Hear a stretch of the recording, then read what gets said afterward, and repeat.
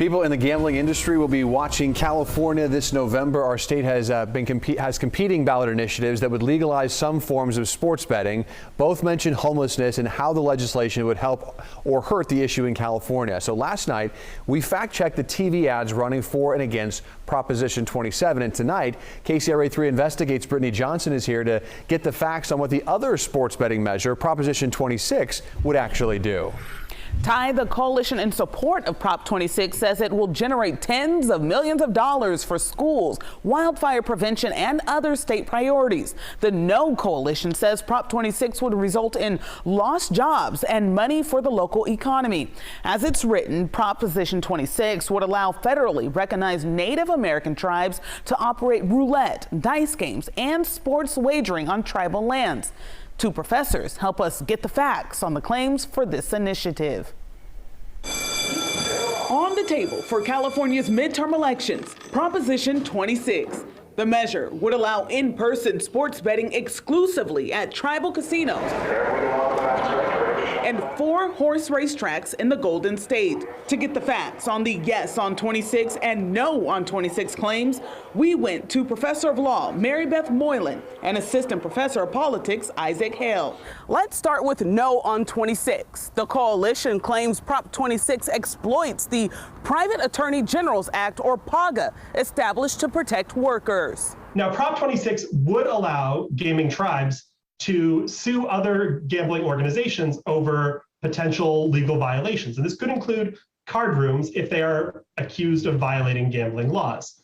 Now, is this exploiting PAGA? This is up to you to decide, right? It is certainly expanding it. It also claims local communities would lose more than 32,000 jobs that generate $1.6 billion in wages each year. It might be true if every card room in the entire state were wiped out as a result of this measure, but I don't anticipate that's what would happen. Another claim, it would mean less funds for things like public health, after-school programs, and homeless services. There's speculation that card rooms will be forced out of business. There's speculation that there will be a loss of $500 million, and all of that is highly speculative. And lastly, California and local communities will lose $5.6 million in economic output generated by card rooms. And I think that's highly speculative and misleading. Moving on to some of the main claims made by the Yes on 26 coalition. It claims Prop 26 will establish safeguards to ensure safe and responsible sports betting. The proposition does limit participation to adults over 21. It does prohibit advertising to minors, and it does protect against underage gambling by requiring people to be physically present at the tribal casinos to place sports bets. Another claim, Prop 26 bolsters tribal self-sufficiency. Professor Moylan says that could be misleading. She says it would only impact gaming tribes by giving them more money, and she says that may not equal self-sufficiency. The coalition also claims Prop 26 creates jobs and economic opportunities for all of California. It is certainly the case that there will be more money flowing through the gaming casinos, the gaming tribes casinos, as a result of Prop 26 with their expansion into in-person sports betting. And that surely will coincide with some new jobs as well.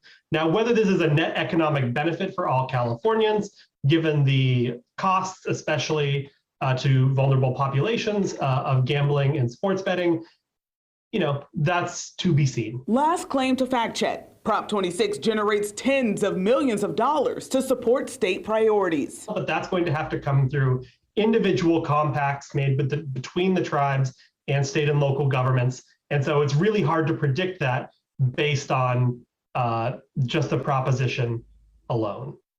And this isn't the only proposition on the ballot that would legalize sports betting. Yesterday, you covered Prop 27. What happens if both of these measures were to pass? All right, so that's a good question here, one that a lot of people want to know. So if both measures pass, this would go to a court, and a court would see if there's a conflict of interest with both of these propositions. Now, if there is a conflict of interest, the court would take the proposition that has the highest percentage of vote turnout, and that would be affected. And the one that does not would not be be affected there. yeah, It to would the just curb. go away. Now, but if the court finds that there is actually no conflict of interest between the two, then both could take effect. So right now, it remains to be seen how the court is going to determine all of this Yeah. and Right. rule. If it gets to that so if point. it gets to that point, but Yeah. we have a complete breakdown about this on our website right now, kcra.com.